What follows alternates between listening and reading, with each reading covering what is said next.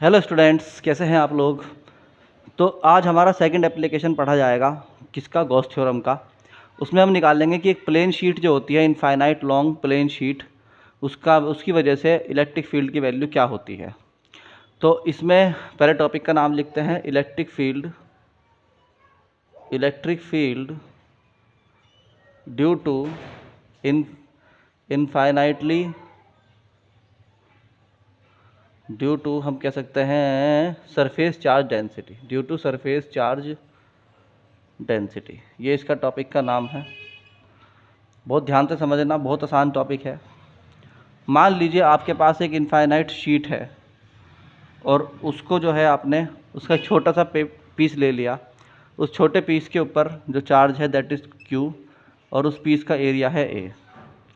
तो यहाँ पर जो है हमने दिखा दिया कि ये जो शीट है ये चार्ज्ड है। ये आपके कॉपी के पेज की तरह क्या हुआ, एक पेज हो गया और इसके ऊपर पॉजिटिव चार्ज हो गया।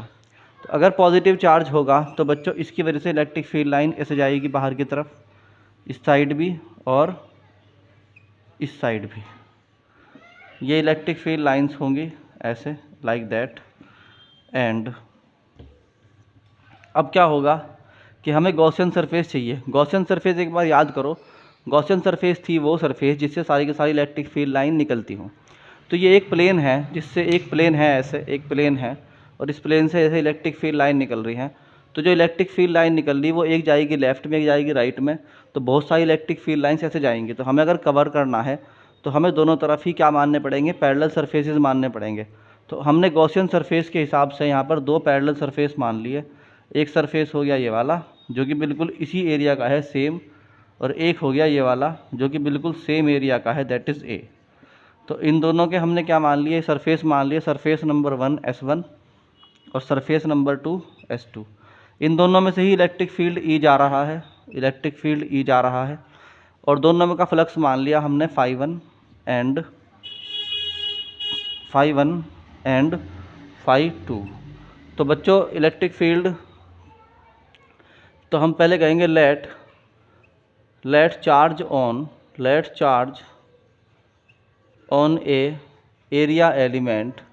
एरिया एलिमेंट तब बोलते हैं जब हम किसी बड़े एरिया का छोटा एरिया लेते हैं, तो उस टाइम पर उसके उस हिस्से को बोलते हैं एरिया एलिमेंट। क्योंकि ये एक बड़ी शीट का हिस्सा है इसलिए यहाँ पर हमने इसको एरिया एलिमेंट बोला। तो हम कहते हैं charge on a area element A is Q. Charge जो है वो उस पर क्यू है। सो सरफेस चार्ज डेंसिटी क्या होगी, सरफेस चार्ज डेंसिटी, जिसको हम एरिया चार्ज डेंसिटी भी कहते हैं या एरियल चार्ज डेंसिटी भी कहते हैं, वो होगी बच्चों sigma equal to charge upon area, sigma equal to Q over A. तो ये था हमारा, अभी तक तो हमने निकाला इसके अंदर इलेक्ट्रिक फील्ड, अभी तक तो हमने निकाला इसके अंदर charge density sigma equal to Q over A. अब आ जाओ, दो हमारे पास शीट्स हैं, दो हमारे पास सरफेस हैं, एक लेफ़्ट साइड में एक राइट साइड में है। φ1 और φ2 से फ्लक्स जा रहा है। तो यहाँ पर जो इलेक्ट्रिक फील्ड बाहर की तरफ है और एरिया भी बाहर की तरफ होगा ए, तो यहाँ पर थीटा की वैल्यू 0 होगी। यहाँ पर इलेक्ट्रिक फील्ड ई बाहर को है, एरिया भी बाहर को है, तो ये यहाँ पर भी थीटा कितना होगा, 0 डिग्री होगा। तो इस हिसाब से टोटल फ्लक्स जो हुआ, total flux is φ equal to φ1 plus φ2। So φ equal to E into A cos 0 plus E into A cos 0।